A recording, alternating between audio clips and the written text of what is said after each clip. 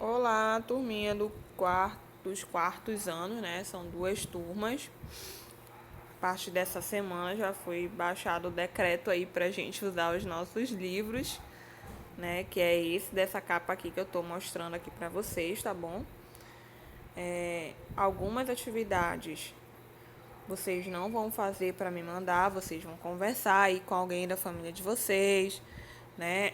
Só se quiserem mesmo compartilhar, né, a resposta, podem gravar um vídeo, me mandar, ou, né, escrever aí na barra aí do livro, tá bom? Como esse livro ele é consumível, vocês podem escrever nele mesmo, tá bom? Sem problema, ele vai ficar com vocês até quando vocês quiserem, ele não vai ser devolvido. Então podem usar bastante aí, explorar bastante o material. Então vamos começar com o nosso assunto de hoje, olha só, né, desse vídeo. Seres vivos microscópicos e os seres humanos. Nós já vimos seres vivos, não foi? Nós já estudamos um pouquinho de seres vivos, mas geralmente nós estávamos falando de seres vivos e não vivos que nós podíamos enxergar, né? Que nós podíamos olhar tudinho e que teoricamente não nos faziam mal, né? Alguns, claro, alguns fazem mal, outros fazem bem. Tanto faz ser vivo que a gente olha ou não olha. Vamos lá, continuando. Então aqui, ó, nós temos, né? Quando a gente amplia as imagens por um microscópio, que é um aparelho específico para ver detalhes, muito mais detalhes, tá? Nós temos esses seres vivos aí, ó, que não podemos enxergar a olho nu. Eles estão em nosso corpo, nos objetos e nos ambientes que a gente pode viver, que a gente vive, tá? Você já ouviu falar neles? Essas aqui que eu tô falando, ó, essas conectando ideias, umas perguntas que tem um balãozinho do lado, essas vocês vão conversar com alguém, tá? Como você acha que essa imagem foi obtida, já que não conseguimos observar esses seres vivos a olho nu? 2. Quando você ouve falar em bactérias e fungos, o que você geralmente os associa? 3. Recomenda-se que lavemos as mãos antes de nos alimentarmos. Você acha que essa recomendação é importante para manter a saúde do nosso corpo? Por quê? Então aí tem algumas perguntas que vocês ou podem estar respondendo aqui, podem responder no caderno se quiserem. Essas assim eu não vou cobrar. Pode mandar um vídeo. Ah, professora, eu vou mandar um vídeo, tá bom? Tá bom. Fiquem à vontade ou só conversem com alguém em casa, tá? De repente pode ser até uma informação para a pessoa, né, que está com você aí na sua casa, né? Pode ser uma troca de ideia, um bate-papo legal aí, tá? Vamos lá para essa historinha aqui, ó. Vanessa e seu pai, o que são esses seres vivos microscópicos? Tá? Vanessa e seu pai estão preparando um iogurte. Para isso, o pai da Vanessa pediu a ela que misturasse um copo de iogurte natural ao leite aquecido, leite normal, né? Pai, por que precisamos misturar iogurte ao leite? Aí o pai responde, porque no iogurte natural existem seres vivos que transformam o leite em iogurte. Mas não consigo ver esses seres vivos. Você não consegue vê-los porque são tão pequenos que não é possível enxergá-los a olho nu, né? Aí tem a primeira pergunta aí, quando tem esse balãozinho também para vocês conversarem com alguém, tá? Além do iogurte, onde você acha que existem seres vivos microscópicos? Além do iogurte, né? Em outros lugares também tem, viu? Não é só aqui não. A imagem ao lado mostra os seres vivos presentes no iogurte que Vanessa e seu pai estavam preparando. Esses seres vivos são bactérias. Para enxergarmos essas bactérias, a imagem ao lado foi ampliada cerca de 7.000 vezes com auxílio de microscópios.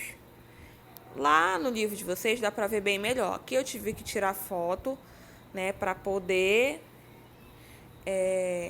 digitalizar aqui, né, e transformar aqui nesse documento para vocês acompanharem no livro e eu falar aqui, né, explicar um pouquinho, tá? Então não fica tão nítido como tá aí na imagem do livro de vocês, tá?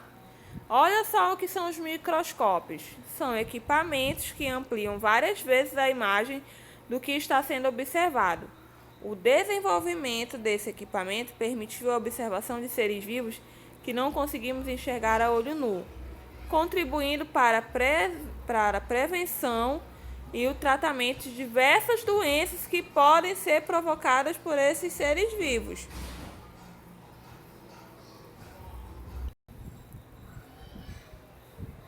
Então, ó, os primeiros microscópios foram criados pelos fabricantes de lentes holandesa Hans Janssen e Zacarias Janssen, tá? Quando perceberam que a associação de duas lentes ampliava a capacidade de aumentar o tamanho das imagens, né? Aí houve aí o primeiro microscópio, tá? Os primeiros.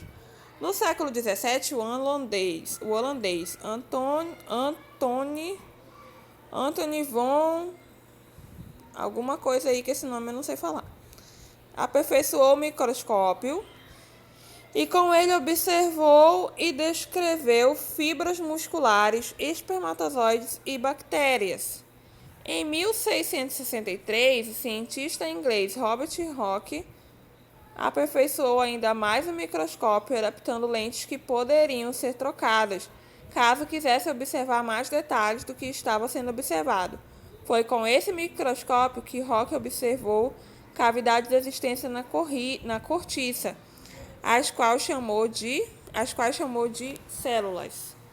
Atualmente temos os microscópios eletrônicos, que têm a maior capacidade de ampliar imagens do que os microscópios ópticos. Mas isso a gente só vai encontrar em lugares que tem tecnologia de ponta, né? Lá na escola até tem um, mas como a gente não tá no presencial, não dá pra vocês terem a experiência agora, tá? Mas é assim. Além de bactérias, existem outros seres vivos microscópicos, como alguns fungos e protozoários. Os seres vivos microscópicos estão presentes nos diversos ambientes, inclusive no corpo do ser humano e de outros animais. Eles são essenciais para o ambiente. Veja, olha os fungos. São os primeiros que estão aparecendo aqui, ó. Os fungos são seres vivos que podem ser encontrados principalmente em ambientes úmidos, ou seja, ambientes molhados, com pouca luz e onde há restos de plantas ou de animais. Alguns deles são microscópicos, outros, porém, podem ser vistos a olho nu. Alguns fungos auxiliam na decomposição de restos de animais e de plantas, desempenhando um papel muito importante no ambiente. Então, quando uma folha cai, né, ou quando um fruto cai que vai ali apodrecendo, é justamente os fungos que estão se alimentando, decompondo, deteriorizando aquela matéria, tá? Os cogumelos são fungos que podem ser vistos a olho nu, tá? Mas não são todos que dá para ser visto. Você já viu um cogumelo? Onde? Né? Dá para responder aí, fiquem à vontade para verem, né? Para responder ou mandar vídeo dessas perguntinhas aí, tá bom? Vocês que sabem. Não é obrigado essa parte aí. Quando for obrigado a me mandar, eu vou dizer direitinho, olha, essa parte aqui tem que fazer e mandar a foto pra mim, tá? Quando eu não falar isso é porque não é, tá ok? Continuando, já tô falando tanto que você tá secando minha língua aqui. Os bolores também são fungos que podem ser vistos a olho nu. Geralmente eles ficam ali no pão, tá? No pão de alguns dias, que você deixa abandonado em algum lugar. Você acha que os alimentos com bolores estão adequados para ser consumidos? O que vocês acham aí? O que devemos fazer quando encontramos um alimento como pão com bolor em um mercado? Isso pode dar uma treta, hein? Pode dar um problema aí. Vamos lá. As bactérias são os próximos seres microscópicos que nós vamos falar agora. Tá? São seres vivos microscópicos formados apenas por uma célula. Elas podem ser encontradas no solo, na água, em nosso corpo e em outros seres vivos. Muitas bactérias, como a Bacillus subtilis, são benéficas aos ambientes, auxiliando na decomposição de restos de animais e de plantas, liberando nutrientes que contribuem para o desenvolvimento das plantas. Então, é igual aos fungos, ó. Tem uns que são benéficos para o ambiente, né? Que a gente já acabou de ver que eles ajudam na decomposição de plantas e animais mortos, né? O protozoário, como aí, ó, Trichoninfa, vive no interior do sistema digestório do cupim, auxiliando na digestão do alimento ingerido por esse animal, que no caso é a madeira. Imagem ampliada cerca de 65 vezes e colorizada em computador. Então aqui a gente dá para ver o intestino do cupim aí, né? Os protozoários são seres vivos microscópicos que podem ser encontrados em ambientes aquáticos e em ambientes terrestres úmidos. Alguns protozoários auxiliam na decomposição de restos de animais e de plantas. Existem também protozoários que vivem associados a outro ser vivo, trazendo-lhes benefícios. Tá? Como é o caso do cupim, ó. O protozoário vive lá no intestino dele e tá tudo bem. Né? Inclusive ajuda ele na alimentação dele, na digestão dele. Tá? Mas às vezes alguns desses animais, desses seres aqui, não são benéficos, tá? Tem que tomar cuidado. Alguns não são bons para a saúde, não. Muitos produtos que utilizamos em nosso cotidiano, como alguns alimentos, medicamentos e combustíveis, são fabricados com o auxílio de seres vivos microscópicos. Vamos conhecer alguns exemplos agora. A bactéria Lactobacillus bulgaricus, por exemplo, auxilia na produção de derivados do leite, como iogurte e queijo, por meio da fermentação. Então, quando a gente come queijo, a gente está comendo umas bactériazinhas lá, tá? O fungo Saccharomyces cerevisiae, conhecido como levedura, é utilizado no fermento biológico que auxilia no preparo de pães e de outras massas. Ao realizar o processo de fermentação, esse fungo libera gás carbônico que faz com que a massa fique fofa e macia. Olha, então já temos 2 exemplos aí, ó, iogurte e queijo, né, com as bactérias e os fungos no fermento do pão, né? Como deve ser a alimentação que contribui para uma vida saudável? Será que ela precisa ter essas bactérias e esses fungos ou não? Vocês acham? O que vocês acham aí? Conversem aí com alguém. Eu tô falando já há horas aqui, eu tô um pouco irritada já a garganta, mas vamos lá, tá? Continuando. Aí tem uma garotinha, ó, pegando aqui a caixa de remédios. Deve estar acontecendo alguma coisa aí na vida dela, né? A penicilina é um antibiótico utilizado no tratamento de algumas doenças causadas por bactérias, como a pneumonia,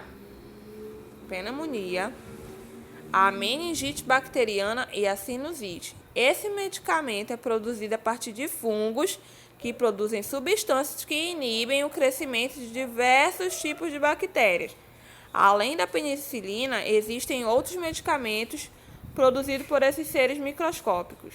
A bactéria, que tem esse nome aí, Clostridium botulinum, por exemplo, é utilizada para produzir um medicamento que trata pessoas com espasmos musculares, que é quando a pessoa está com uma dor nos músculos, tá bom? Então, gente, nem sempre esses seres vão ser maléficos, né? A gente está vendo exemplos aqui do que eles podem também nos ajudar no nosso cotidiano, podem ajudar na nossa saúde, tá? Na criação do alimento para a gente consumir, tá? E ainda tem mais um exemplo aqui embaixo, ó, o etanol. Quem já leu na placa do posto de gasolina etanol? Tem. O que é esse etanol? Vamos lá. É produzido a partir da fermentação da cana-de-açúcar. Essa fermentação é realizada pelo fungo Saccharomyces cerevisiae. Durante esse processo, os fungos alimentam-se do açúcar da cana, liberando etanol e gás carbônico. E aí pode abastecer o carro que pode usar, né? Não é todos não, tá? É só o carro que pode usar álcool no caso, tá? Etanol é o nome que a gente conhece popularmente como álcool, combustível álcool, tá?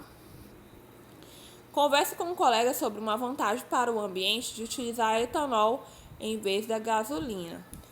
Para quem não sabe, o etanol ele é menos poluente, tá? Do que a gasolina. A gasolina é bem mais poluente. Também mais caro.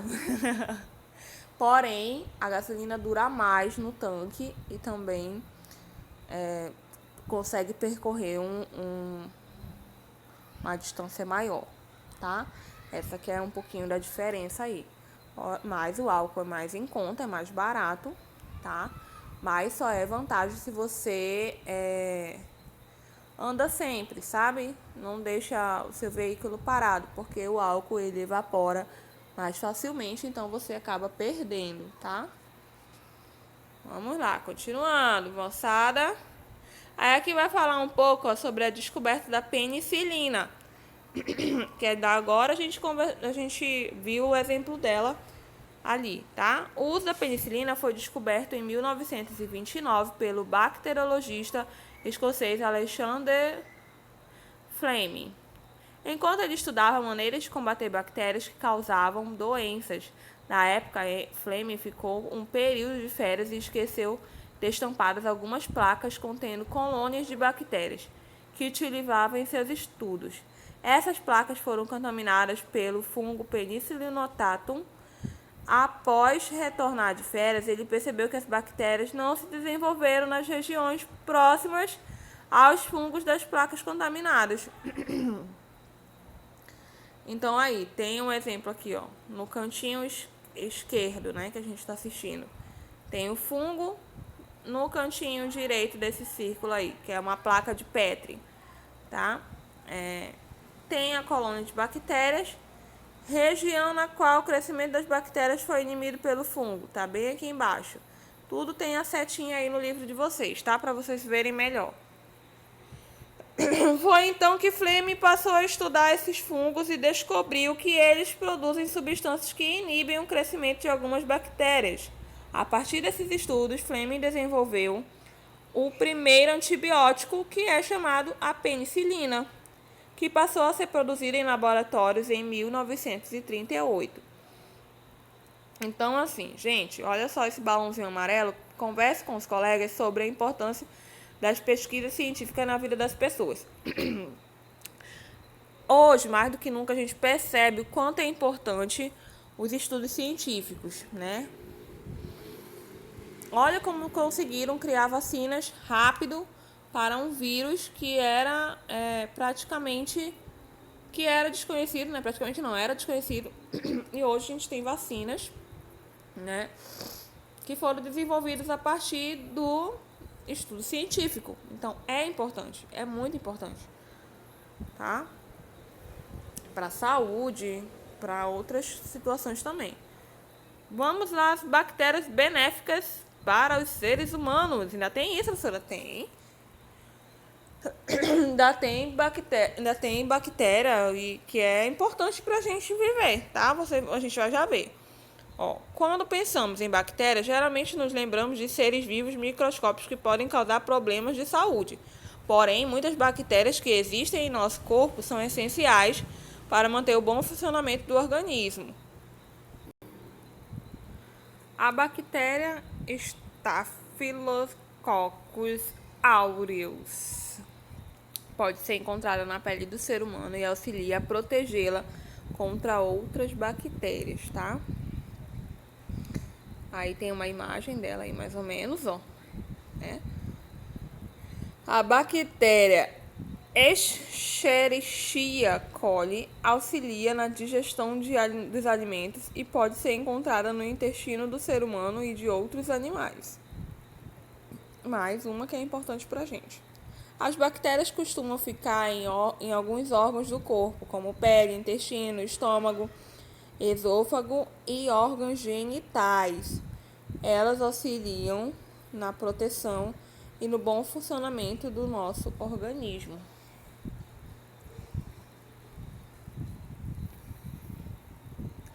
Aqui tem uma parte, né, que é investigar e compartilhar.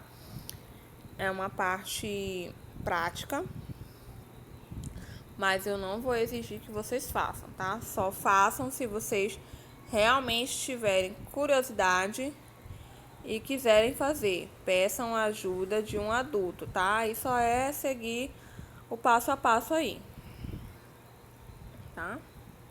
Mas não é obrigado a fazer essa daqui não, tá? Só mesmo quem tiver curiosidade.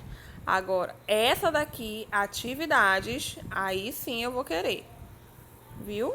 Essa daqui, façam aí no livro e mandem as respostas para mim, tá? No rótulo de alguns produtos de limpeza, existem informações como as apresentadas abaixo. Elimina 99,9% das bactérias e fungos. Desinfeta, limpa, perfuma. Desinfetante para uso geral, 500 ml. Aí nós temos aí um produto de limpeza. Então, qual é a importância de utilizar esse tipo de produto na limpeza das residências?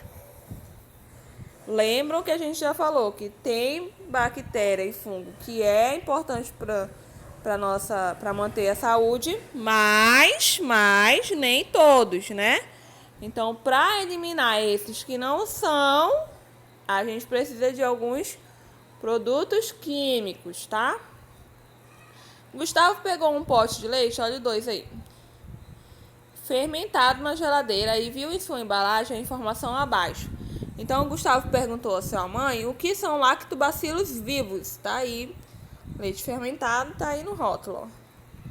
Pesquise como você poderia responder a pergunta feita por Gustavo. Por que esses seres vivos estão presentes nesse produto? A gente conversou lá no comecinho, mas pesquisem mais um pouquinho ou voltem, releiam, né? Repensem aí numa resposta bacana, tá? 3. No estômago de animais ruminantes, como a vaca, existem seres vivos microscópicos que auxiliam na digestão do alimento ingerido. Marque um X na sentença que responde corretamente à questão a seguir. Os seres vivos microscópicos que vivem no estômago de animais ruminantes são benéficos ou prejudiciais a eles. Por quê? Aí tem 2 opções. Esses seres, né, são maléficos, no primeiro quadradinho, porque ele diz que provocam doenças no sistema digestório desse animal, ou são benéficos, esses seres vivos aí microscópicos, pois ajudam na digestão do alimento ingerido por esses animais. A gente já falou de alguns seres que vivem no nosso intestino. Lembram que a gente é um pouquinho parecido com alguns animais, né? Então, vocês já devem saber qual é a resposta aí, né? Questão 4. Valquíria tomou um pouco de leite, mas se esqueceu de guardar o restante na geladeira. Ih, Valquíria vacilou, hein? No dia seguinte, ela percebeu que o leite estava com suas características alteradas. Ordene as letras, coloque aí cada número aí na sua ordem, coloca as letras, né, conforme a ordem dos números, e vocês vão descobrir o que aconteceu aí com esse leite, tá? O que Valquíria deveria ter feito com o leite para evitar que ele tivesse suas características alteradas?